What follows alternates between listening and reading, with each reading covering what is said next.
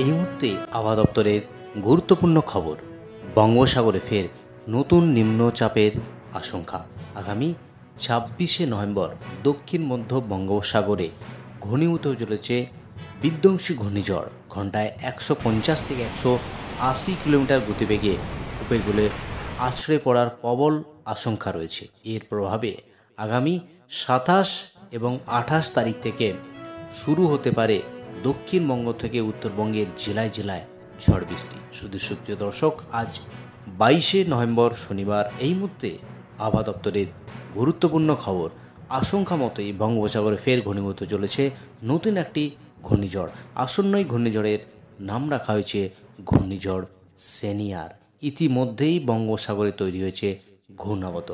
তো আসুন দেখে নেব আজ শনিবার সারাদিন আবহাওয়া কেমন যাবে, আগামী 5 দিন আবহাওয়ার কেমন পরিবর্তন হওয়ার সম্ভাবনা রয়েছে, আসন্নই ঘূর্ণিঝড়টি কবে কখন তৈরি হতে চলেছে, এর প্রভাবে বাংলায় কবে থেকে ঝড় বৃষ্টির আশঙ্কা রয়েছে, ঘূর্ণিঝড় তৈরি হলে তার গতিপথ ও তার ইন্টেন্সিটি কত হতে পারে, উপকূলে আছড়ে পড়ার সময় ঘূর্ণিঝড়ের সর্বোচ্চ গতিবেগ কত থাকতে পারে, এই নিয়ে আজকের এই গুরুত্বপূর্ণ ভিডিওটি।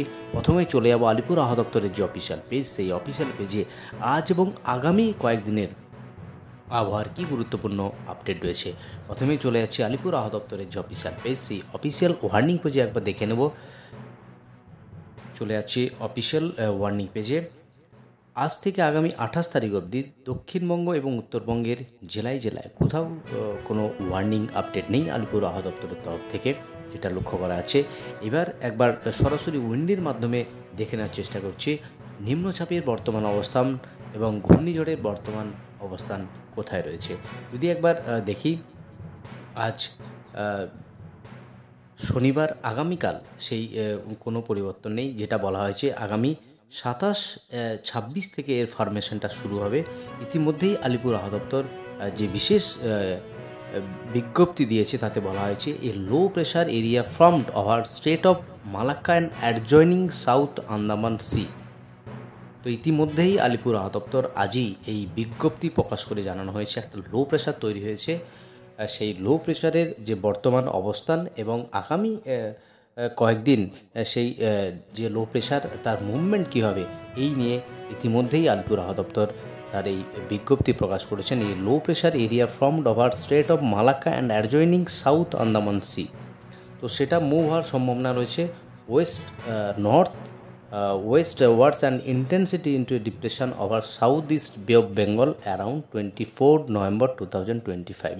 তো এটা বলা হয়েছে আগামী 24 তারিখ গভীর নিম্নচাপে পরিণত হওয়ার সম্ভাবনা রয়েছে দক্ষিণ পূর্ব বঙ্গোপসাগরে।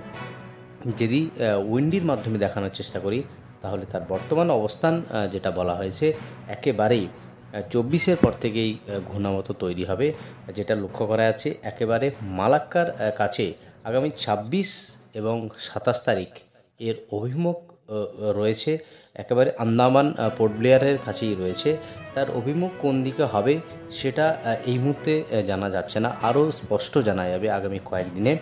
তো হ্যাঁ, এই নিয়ে আলিপুর আবহাওয়া দপ্তর যে আবহাওয়ার গুরুত্বপূর্ণ আপডেট দিয়েছে, আগামী কয়েকদিন দক্ষিণবঙ্গ থেকে উত্তরবঙ্গের জেলায় জেলায় পর্যন্ত শুষ্ক ওয়েদার থাকবে।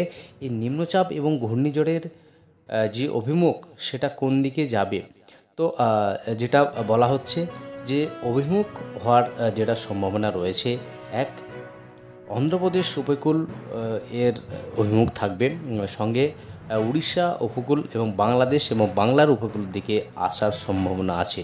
যদিও এটা একেবারেই বে অফ বেঙ্গলের অনেকটা দূরের অবস্থান রয়েছে, সেক্ষেত্রে প্রভাব খুব বেশি বাংলার উপর না পড়ার সম্ভাবনা রয়েছে।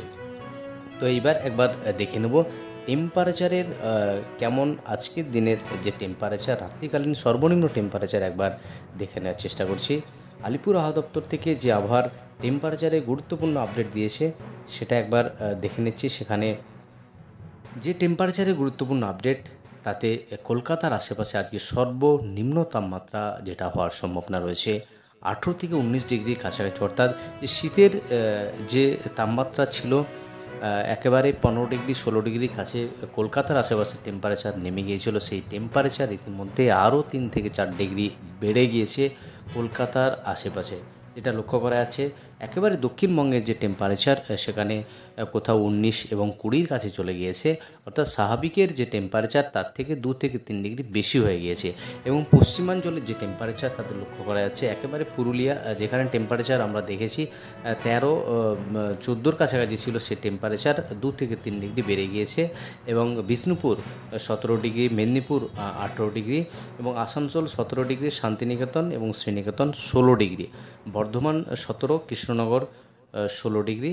আর যদি একবার দেখি উত্তরবঙ্গের যে টেম্পারেচার তাতে যেটা লক্ষ্য করা যাচ্ছে, মালদা 18 ডিগ্রি এবং একেবারেই উত্তরবঙ্গের যদি 5টি জেলা ভাবি, সেখানে দার্জিলিং 6 ডিগ্রি টেম্পারেচার। উত্তরবঙ্গের যে টেম্পারেচার তাতে স্বাভাবিকের থেকে 2 থেকে 3 ডিগ্রির নিচে রয়েছে, দার্জিলিং 6 ডিগ্রি।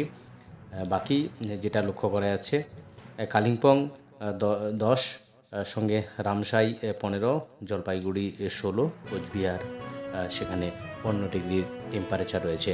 তো ইতিমধ্যেই আলিপুর আবহাওয়া দপ্তর যে আবহাওয়ার গুরুত্বপূর্ণ আপডেট প্রকাশ করেছে তাতে বলা হয়েছে আগামী 24 তারিখের পর থেকে দক্ষিণবঙ্গের একেবারেই প্রায় জেলা জুড়ে আবহাওয়ার পরিবর্তনের সম্ভাবনা রয়েছে। প্রধানত শুষ্ক ওয়েদার থাকবে, যেহেতু এই বে অফ বেঙ্গলের উপর সিস্টেমটি রয়েছে, তো তার অভিমুখ কোন দিকে যাবে সেভাবে এখনও স্পষ্ট নেই। আগামী আরও কিছুদিন যাওয়ার পর সেটা স্পষ্ট হওয়ার সম্ভাবনা থাকবে। এর অভিমুখ কোথায় থাকবে, ল্যান্ডফল হওয়ার সম্ভাবনা কোথায় কী রয়েছে, সেগুলো জানা যাবে। তো এই হলো নিম্নচাপ নিয়ে আবহাওয়ার এবং ঘূর্ণিঝড় নিয়ে আবহাওয়ার গুরুত্বপূর্ণ আপডেট। আজকে অবধি আবহাওয়ার গুরুত্বপূর্ণ আপডেট নিয়ে ফিরে আসছি পরের ভিডিওতে।